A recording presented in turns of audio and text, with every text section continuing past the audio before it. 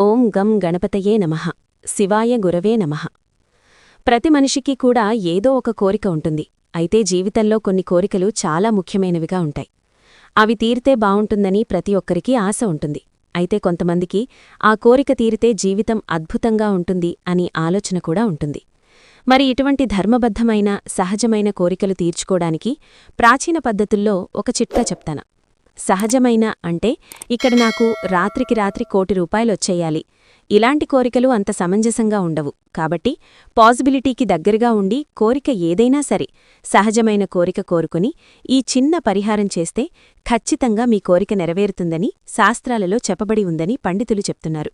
అంతేకాదు మన పూర్వీకులు కూడా ఈ పరిహారాన్ని పాటించి వారి అనేక కోరికలు నెరవేర్చుకున్నారని తెలియజేస్తున్నారు పండితులు.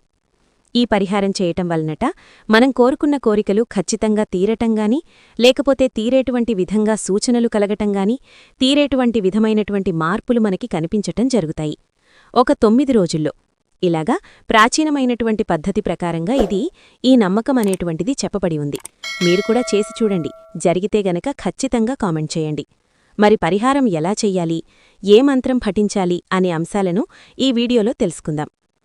ఏదైనా సరే ఒక శనివారం గాని, ఒక ఆదివారం నాడు గాని బ్రహ్మముహూర్తంలో, లేదు అంటే సూర్యాస్తమయం అయ్యిన తర్వాత, అంటే సాయంత్రం 7 నుంచి 9 మధ్యలో గాని, లేకపోతే తెల్లవారుజామున 4 నుంచి 6 మధ్యలో గాని ఈ ప్రక్రియ చెయ్యొచ్చు.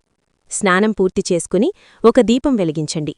దీపం వెలిగించిన తర్వాత తేజపత్రము తీసుకోండి. అంటే మంత్రతంత్ర ప్రక్రియలకి ఈ ఆకుని వాడేటప్పుడు తేజపత్రము అని పిలుస్తారు. మీ అందరికీ అర్థమయ్యే భాషలో చెప్పాలి అంటే బిర్యానీ ఆకు. ఈ యొక్క ఆకును తీసుకోండి. ఒక రెడ్ పెన్ తీసుకుని దానిమీద మీ యొక్క కోరిక రాయండి. అంటే ధనం రావాలి, లేకపోతే వ్యాపారం బాగా జరగాలి, అతి త్వరగా నాకు వివాహం కుదరాలి, నాకు ఉద్యోగం దొరకాలి, ఇలాగ కుటుంబ సమస్యలు తీరాలి, అప్పులు బాధలు తీరాలి, ఇలా మీ యొక్క కోరిక అనేటువంటిది రాసుకుని అప్పుడు 2 చేతులతోని కూడా ఆ యొక్క ఆకుని పట్టుకుని ఓం హ్రీం నమః అనే మంత్రాన్ని కనీసం ఒక 21 నుంచి 27 సార్లు జపం చెయ్యాలి.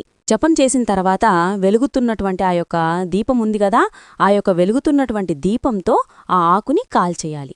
ఈ విధంగా శనివారమైనా ఆదివారమైనా సరే ఈ సమయంలో చేయడం వలన మీరు కోరుకున్నవి జరిగే సూచనలు, అలాగే ఆ యొక్క విషయాలలో మార్పు లేదా మీ కోరిక ముందుకు వెళ్లేటువంటి పరిస్థితులు ఒక 9 రోజుల్లోనే మీరు చూడొచ్చు. అయితే గుర్తుపెట్టుకోండి, మరీ కొంచెం వాస్తవమైనటువంటి కోరికలు అనేటువంటిది కోరండి. అంతే తప్ప కావాలని వికృతంగా మరీ జరగనటువంటివో అవ్వనటువంటివో అడక్కండి. ఈ వీడియో మీకు నచ్చితే లైక్ చేసి మన ఛానల్ని సబ్స్క్రైబ్ చేసుకోవడం మర్చిపోకండి.